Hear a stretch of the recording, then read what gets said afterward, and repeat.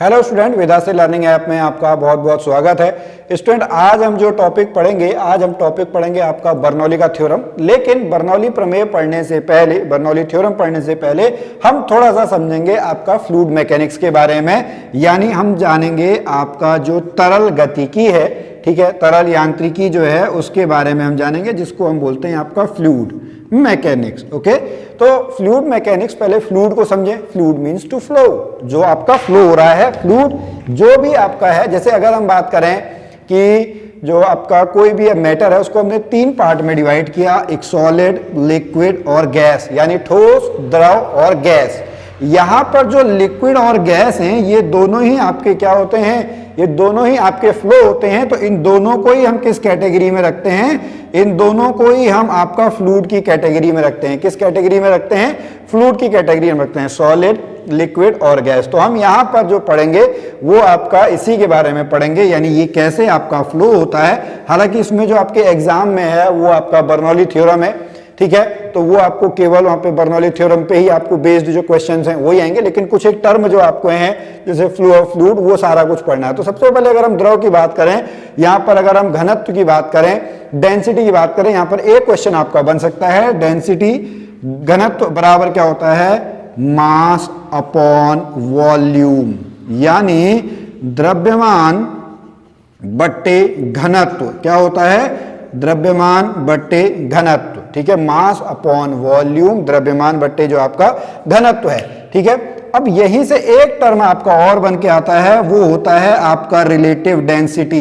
क्या होता है? रिलेटिव डेंसिटी, आपेक्षिक घनत्व। वो क्या होता है? पदार्थ, आप लिख लीजिएगा इसको, relative density is equal to पदार्थ का घनत्व डिवाइडेड बाय 4 डिग्री सेंटीग्रेड पर जल का घनत्व, ठीक है। जो आपका कोई भी बॉडी है, पिंड है, उसका जो आपका डेंसिटी है डिवाइडेड बाय 4 डिग्री सेंटीग्रेड पर जो पानी है, जल है, जल का जो आपका घनत्व है।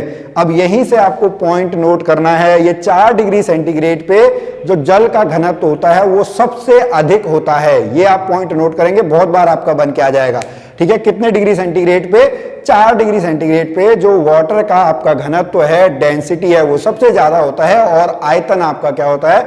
आयतन आपका सबसे कम होता है। कितना होता है ये अब आप लोगों के लिए यहाँ पे होमवर्क है, आप उसको एक बार देखें और साइड में जहां पे भी आप नोट्स बनाए वहां पर आप इसको लिख लें। तो आपने जो रिलेटिव डेंसिटी है, relative density is equal to पदार्थ का घनत्व डिवाइडेड बाय आपने क्या पढ़ा? 4 डिग्री सेंटीग्रेड पर जल का घनत्व। ये फॉर्मूला आपका यहां पर बन के आया है, ठीक है। उसके बाद बर्नौली थ्योरम पढ़ने से पहले हमको जानना है उस फ्लूइड के बारे में।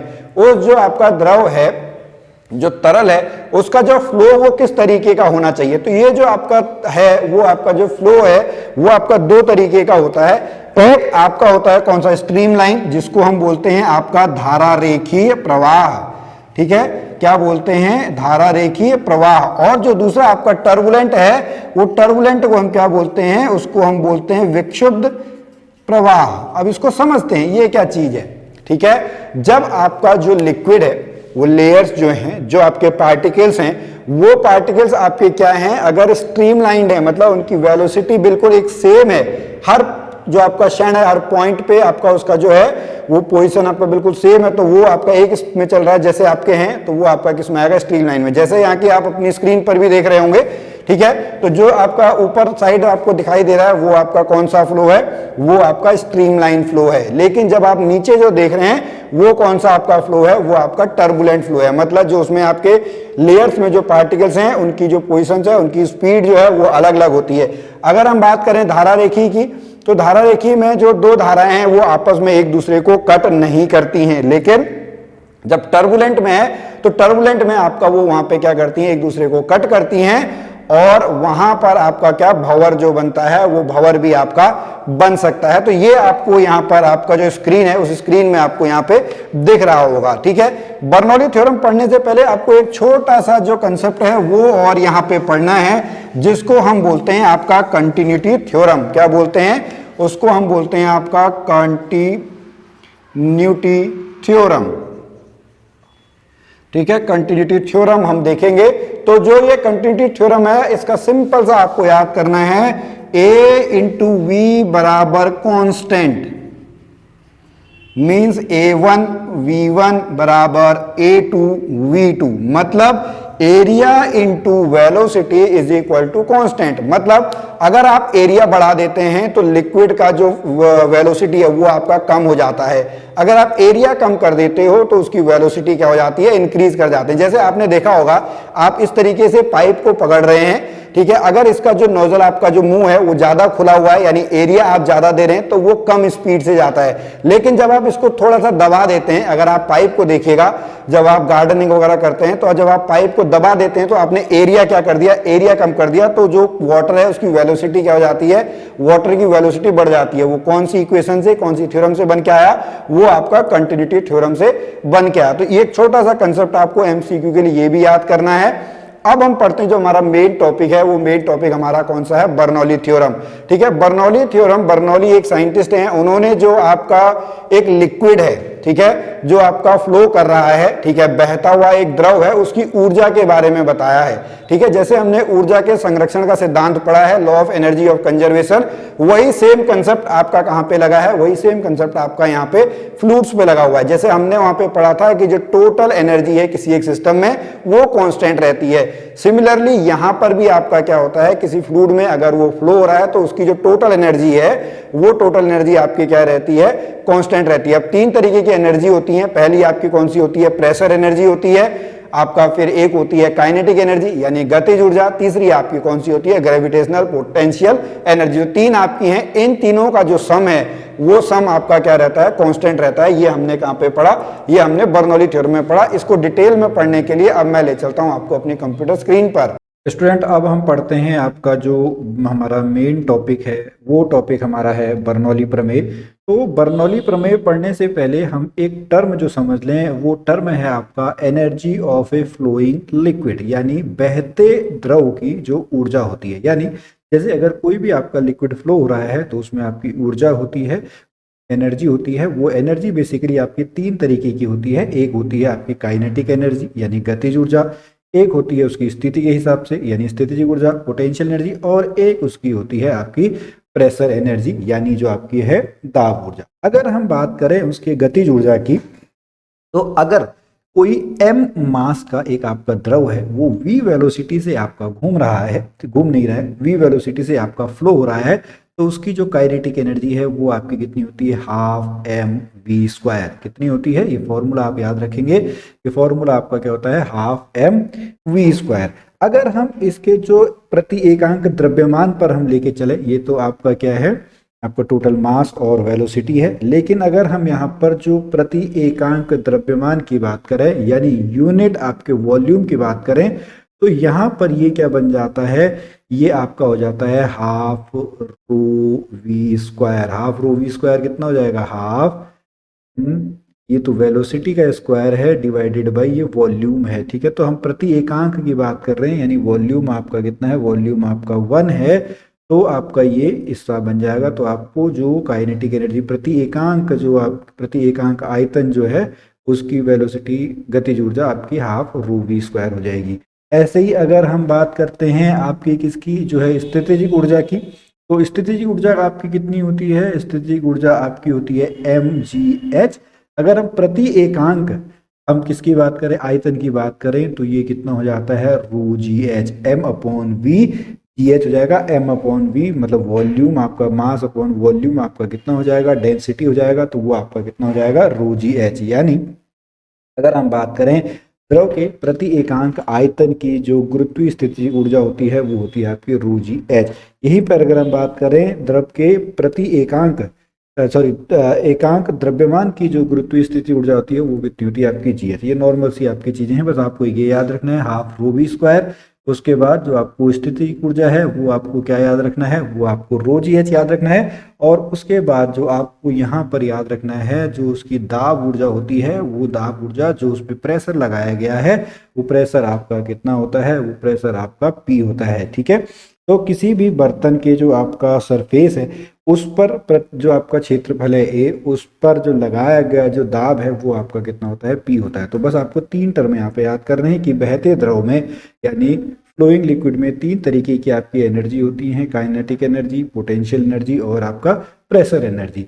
अब हम यहाँ पर जो बर्नौली थ्योरम है वो बर्नौली थ्योरम हम पढ़ लेते हैं। बर्नौली थ्योरम क्या कहता है? The total mechanical energy of the moving fluid comprising the gravitational potential energy, the energy associated with fluid pressure and the kinetic energy of the fluid motion remains constant. यानी जो हमने ये तीनों चीजें पढ़ी, हमने पी भी पढ़ा मतलब प्रेशर एनर्जी पढ़ी, फिर हमने काइनेटिक एनर्जी पढ़ी, फिर हमने पोटेंशियल एनर्जी पढ़ी, ये तीनों हमेशा क्या रहेंगे? इनका जो सम है वो आपका क्या रहेगा? वो हमेशा कांस्टेंट रहेगा। यानी जब the total mechanical energy of the moving fluid comprising the gravitational potential energy of elevation, the energy associated with the fluid pressure and the kinetic energy of the fluid motion remains constant.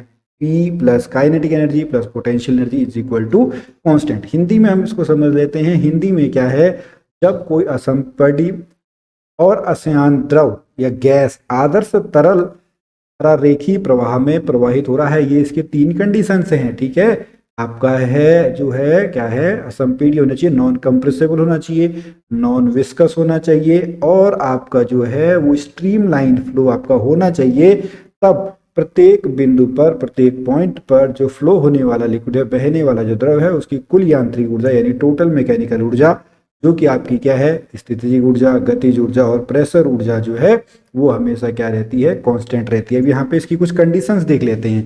पहली conditions क्या है? पहली condition है जब the flow must be steady, मतलब जो आपका flow है वो आपका क्या होना चाहिए? वो स्टडी होना चाहिए। यानी जो उसका वेलोसिटी है, जो प्रेशर है, जो डेंसिटी है, वो किसी भी पॉइंट पर आपका चेंज नहीं होना चाहिए।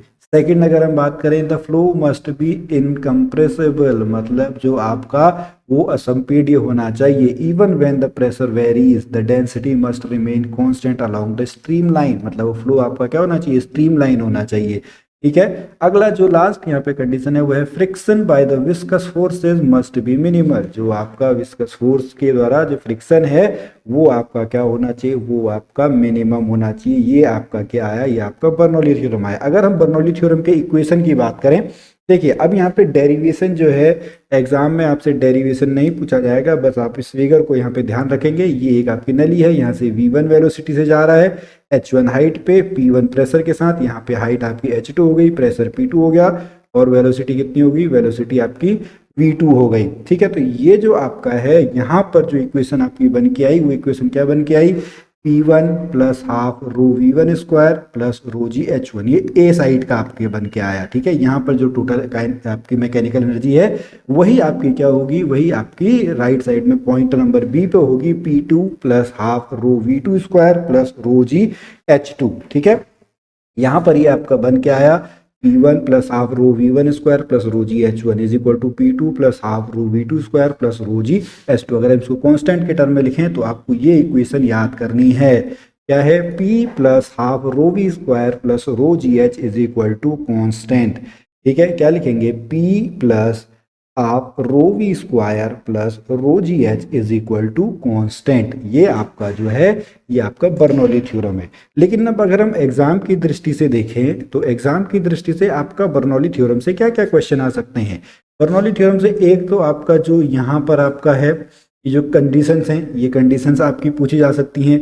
यह पूछा जा सकता है जो आपका इसकी एनर्जी है वो कौन सी है, उनका जो सम है वो आपका क्या होता है। नहीं तो इससे जो मैक्सिमम आपके क्वेश्चन पूछे जाते हैं वो इसके अनुप्रयोग से पूछे जाते हैं। ये इसकी जो आपकी एप्लीकेशंस हैं उन एप्लीकेशन से आपकी पूछी जाती हैं। ठीक है, तो इन जो आपके इसके एग्जाम्पल्स हैं, इसके जो एप्लीकेशंस हैं उसको हम एक बार देख लेते हैं। वहां से जो आपको चीजें हैं वो सारी चीजें आपको समझ में आ जाएंगी। जैसे पहला आपका है, पहला है कि जो आंधी तूफान में जो छत वगैरह उड़ जाती हैं, blowing of roofs by wind storms, तूफान वगैरह में, टॉर्नेडो में, स्टॉर्म्स में जो आपका छत है वो कैसे आपको उड़ जाती है।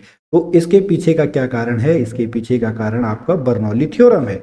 ठीक है, अब ये बर्नौली थ्योरम के ऊपर कैसे डिपेंड करता है तो मैं आपको बता देता हूं कि जो बर्नौली थ्योरम के ऊपर जब आपका हम बात करें तो क्या होगा, आपका जो तूफान के टाइम पे जो वेलोसिटी है वो वेलोसिटी आपकी क्या होगी, वो वेलोसिटी बहुत आपकी क्या होगी, तेज होगी। ठीक है, तो वेलोसिटी आपकी क्या हो गई, वेलोसिटी तेज हो गई। ठीक है, तो वेलोसिटी अधिक हो गई तो प्रेशर अपने आप क्या हो जाएगा, प्रेशर अपने आप क्या हो जाएगा, लो हो जाएगा। मतलब जो इसके ऊपर साइड है यहाँ पे प्रेशर क्या हो गया, प्रेशर आपका लो हो गया। तो प्रेशर अगर ऊपर लो हो गया तो नीचे आपको कुछ है नहीं, तो नीचे आपका प्रेशर क्या बन जाएगा, प्रेशर आपका हाई हो जाएगा। तो इनके बीच में जब डिफरेंस होता है तो ये प्रेशर कहाँ को मारता है, ये प्रेशर आपका ऊपर को मारता है। तो ये जो छत है, ये छत आपकी क्या है, ये छत आपकी उड़ जाती है, छत आपकी टूट जाती है। तो ये आपका किसका एग्जाम्पल है, ये आपका बर्नौली थ्योरम के ऊपर एग्जाम्पल है। बस आपको इसका एक्सप्लेनेशन भी याद नहीं करना है, ठीक है। आपको बस इतना याद रखना है, जो आंधी तूफान में छत वगैरह उड़ जाती हैं उसके पीछे का जो कारण है, उसके पीछे का कारण आपका बर्नौली थ्योरम है। ऐसे ही दूसरा क्वेश्चन है, हवाई जहाज है, वो हवाई जहाज आपका जो है जब आपका चल रहा है तो उसके जो विंग्स हैं वो इस तरीके के क्यों बनाए जाते हैं, ठीक है। अब आप देखेंगे यहाँ पर जो है ऊपरी साइड पर, ठीक है, ऊपरी साइड पर ये आपका एक तो स्ट्रीमलाइन फ्लो है, प्लस यहाँ पर जो इसको क्या करना है, इसको इतनी दूरी सेम टाइम में करनी है, जैसे यहाँ से लेके यहाँ तक सेम टाइम में कैसे करेगा, जब उसकी स्पीड क्या हो जाएगी, उसकी स्पीड उसको बढ़ानी पड़ेगी, तभी तो यहाँ से यहाँ सेम टाइम में पहुंचेगा। देखो ऊपर उसको इतनी एक्स्ट्रा डिस्टेंस तय करनी पड़ रही है, नीचे बड़ी आराम से पहुंच जा रहा है। तो ऊपर उसको स्पीड बढ़ गई, स्पीड बढ़ गई तो आपका प्रेशर क्या हो गया, प्रेशर आपका क्या हो गया, लो हो गया। प्रेशर अगर लो है तो नीचे आपका वेलोसिटी क्या है, लो। प्रेशर हाई है तो आपका कहाँ को धक्का मारेगा, ऊपर को मारेगा। तो जिस टाइम पे आपका हवाई जहाज उड़ने को तैयार है तो आपका जो कहाँ को उड़ाएगा, उसको ऊपर की तरफ उड़ाएगा, क्योंकि नीचे प्रेशर क्या है, नीचे प्रेशर हाई है, ऊपर प्रेशर क्या है, ऊपर प्रेशर आपका लो है। हाई प्रेशर से लो प्रेशर वो ऊपर की तरफ को धक्का मारेगा। इस वजह से आपका जो एरोप्लेन है वो एरोप्लेन आपका काम करता है, ठीक है। ये भी आपको याद रखना है। क्वेश्चन आ सकता है कि वर्किंग ऑफ एरोप्लेन किस फॉर्मूले, किस आपका सिद्धांत पर काम करती है, तो नीचे आपको ऑप्शन दे देंगे, तो वहां पर बर्नौली थ्योरम भी आपका दिया होगा, वो आप वहां पे लिख सकते हैं। उसके बाद अगला जो है attraction between two closely parallel moving boats और बसेस, ठीक है। जो दो आपके पैरेलल बोट्स हैं वो एक ही डायरेक्शन में आपके घूम रही हैं, तो बीच में जो आपका है वो प्रेशर आपका क्या हो जाएगा, वहां पर स्पीड आपकी ज्यादा हो जाएगी, ठीक है, सेम स्पीड आपकी हो जाएगी, क्योंकि वहां पे आपका सम हो जाएगा ना। तो सम अगर मतलब सम हो जाएगा तो वहां पे स्पीड आपकी बढ़ जाएगी, प्रेशर कम हो जाएगा, प्रेशर कम हो जाएगा तो बाहर प्रेशर ज्यादा हो गया, ठीक है। यहाँ पर देखिए ना, यहाँ पर इसकी जो टोटल वेलोसिटी है ये दोनों का सम हो गया यहाँ पे, तो वेलोसिटी क्या होगी, हाइयर होगी, प्रेशर आपका कम हो गया, बाहर प्रेशर ज्यादा है तो वो कहाँ को धक्का मारेगा, अंदर को धक्का मारेगा। ये भी ऐसे ही अंदर को धक्का मारेगा, तो क्या लगेगा, दोनों आपस में एक दूसरे को अट्रैक्ट कर रही हैं, ठीक है। Attraction between two closely parallel moving boats, या आपने देखा होगा, आपने सुना होगा कि जो चलती हुई ट्रेन है वो अगर उसके नज़दीक खड़े मत हुई नहीं तो वो अपनी तरफ क्या करती है, अपनी तरफ खींच लेती है। ऐसे ही अगर बहुत तेज अगर आपका कोई बस कार ट्रक जा रही है, आप उसके नज़दीक खड़े हैं तो आपका क्या है, वो आपको अपनी तरफ अट्रैक्ट कर लेती है। उसके पीछे भी क्या कारण है, उसके पीछे भी आपका बर्नौली थ्योरम है। इसी प्रकार जो क्रिकेट बॉल हमारी क्या होती है, स्पिन हो जाती है, उसके पीछे के इफेक्ट को हम क्या बोलते हैं, उसके पीछे के इफेक्ट को हम बोलते हैं मैग्नस इफेक्ट, ठीक है। ये मैग्नस इफेक्ट भी आपका बर्नौली थ्योरम पे बेस्ड होता है, ठीक है। ये आपको ध्यान रखना है। इसमें जो ये वेलोसिटी है इसके अंदर की जो आपकी बॉल को टर्न कराते हैं, आप लोग जो क्रिकेट को समझते होंगे, जो गेम को समझते होंगे उन्हें पता होगा। तो बस अब आपको क्रिकेट नहीं खेलना है, आपको बस इतना याद रखना है, जो मैग्नस प्रभाव है, यानी जिस वजह से जो आपका बॉल स्पिन हो जाती है वह आपका किसकी वजह से है, वो आपका बर्नौली थ्योरम की वजह से है। साथ में आपका जो एटोमाइजर आपका होता है, जैसे आपका जो कार्बोरेटर होता है, या जो आपका पेंट गन होती है जिससे हम क्या करते हैं, पेंट करते हैं, या फिर हम आपका इंसेक्ट स्प्रे की बात करें, या जो सेंट स्प्रे होता है, वो भी आपका किस पर काम करते हैं, वो भी आपका बर्नौली थ्योरम के ऊपर ही काम करते हैं। ये आपको यहाँ पे सारे एग्जाम्पल जो हैं ये आपको याद करना है। फिर आपका ये क्वेश्चन भी पूछ लेते हैं, वेंचुरीमीटर। वेंचुरीमीटर की वर्किंग नहीं पूछेंगे, इतना ही पूछेंगे वेंचुरीमीटर किस प्रिंसिपल पे काम करता है। तो वेंचुरीमीटर जो आपका है वो आपका बर्नौली थ्योरम पे यहाँ पर काम करता है। तो स्टूडेंट आपको इस तरीके के जो कुछ एक क्वेश्चन हैं वो क्वेश्चन आपको यहाँ पर समझने हैं, वो आपको पढ़ने हैं।